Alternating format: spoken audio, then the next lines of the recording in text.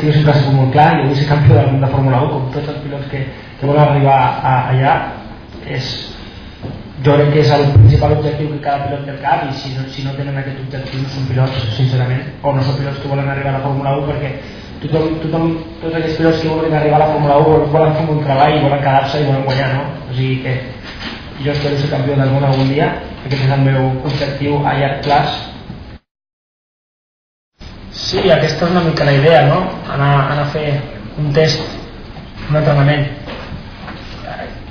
És una mica estrany que jo ho digui, perquè sincerament un pilot, i sobretot jo, sempre vull guanyar. Sempre que arribi una cursa vull ser el millor, i no t'ho negaré, jo aniré un dia i voldré ser el millor i voldré guanyar la cursa, però sé les meves possibilitats i dir que no puc fer-ho ara, no?